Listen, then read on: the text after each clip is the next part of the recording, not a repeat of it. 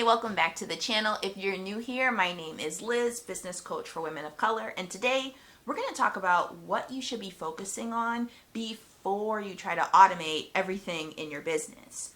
Contrary to popular belief, most of the internet talks about automation as if it's this magic cure-all to fixing all the things you don't want to deal with in your business. But in actuality, automations really just amplify what's already going on. So if whatever's already going on is a hot mess, automations are not going to fix that. So for today's video, we're going to focus on what you should be doing first in order to build a great foundation that will really help automations be able to help you instead of hindering you and wasting your time. Let's get started. First and foremost, you actually need a process to automate before you automate anything. So look within your business and ask yourself if you actually have a process or if you're kind of just flying by the seat of your pants.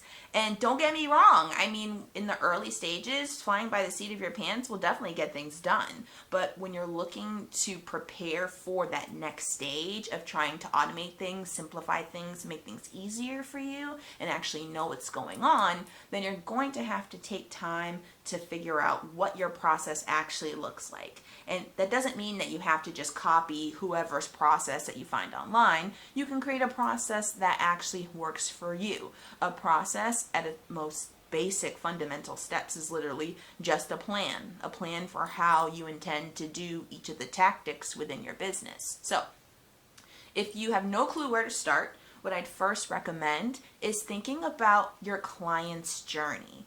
How do they get from complete stranger all the way to working with you? And even if you still haven't had your first few clients yet and you don't know exactly 100% what that looks like, that's okay. You can guess. You have a general idea based off of where you put out content, how you serve people, how you market your business, a general idea of what that path looks like. So map out that general path, what it looks like to get someone from a complete stranger to working with you, and then line up different processes to line up with those specific touch points. So for instance, if you do marketing on Instagram or if you do marketing on YouTube, then you're going to want to make sure that internally you understand what that path looks like. Where do the pathways in your ecosystem go to? Do complete strangers find you first on Instagram and then they navigate to your YouTube channel to get a little bit more learning and more help and more service? Or is it the other way around? Or is it a combination? So every business is going to look different. So look at where you show up, how you like to attract new people, how you like to continue to serve them and nurture them as they stay within your community and within your ecosystem, and then how you actually tell them to work with you, like what actually gets them to get on a sales call with you, or what actually gets them to click buy or to register, or whatever service that you're providing, right? So develop that process first by looking at those touch points, dissecting that path step by step, what it looks like to get someone from a complete stranger to working with you.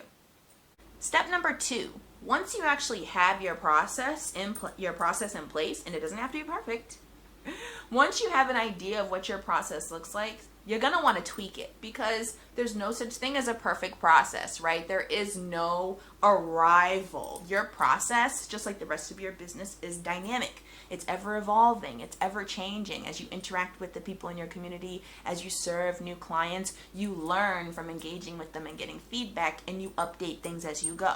So there is no perfection. There is no arrival. There is no final draft, right? It's always just a first draft.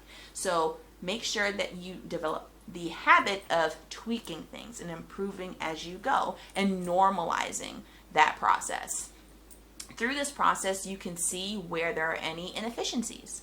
You can see if something you originally thought might work might actually not work as smoothly as you had anticipated. The goal is to be able to practice this enough so that you can see at least one person get from complete stranger all the way to working with you. You want to be able to make sure that that process works with at least one person so that you can then just repeat those steps when you amplify, add tools, and try to automate when there's more volume coming in. This is also a perfect time to take a look and see if some of the issues that you find in your process are actually process issues or maybe just mindset issues. You know, if you realize in developing this process and making tweaks here and there that in actuality you maybe only need to spend like 30 minutes on social media a day for your business, but for some reason it feels like you spent hours on social media and you feel exhausted, that's a sign that the process might not have an issue. The issue might be how you're approaching the process, what your thoughts are about the process, how you feel about that process. Maybe you need something completely different. So during this time, it's a great way to see, you know, what is the actual issue? Is there an actual issue, or is it actually something else entirely that has nothing to do with your business? And then finally, once you have developed the first draft of your process, once you've started learning how to improve it over time as you learn things, improving just one thing at a time, then you can start looking for tools that work for you. You don't want to try to fit yourself in a tool. You want a tool that will fit what you're already doing. There's no perfect tool out there. Every tool under the sun and all the different features, you know, they're going to work great for some people and they're going to work terribly for other people. Tools aren't a magic fix. So you want to make sure that you know your process inside and out so that when you go looking for a tool, you're not wasting your money with something super expensive that you can't use or something that's super complicated and you can't figure it out and it can't work for you when you need it. Remember, even though lots of these new tools out here have these great training programs where you're able to get certificates on these different tools, you're able to join these communities for support on how to use these tools, at the end of the day, your goal is not to become an expert or specialist of that tool. At the end of the day, you're trying to grow your business. So if your business is not to promote that tool, then you don't need to become an expert or a specialist of that tool. You just want to make sure that you can at least use that tool to help you now to get the job done.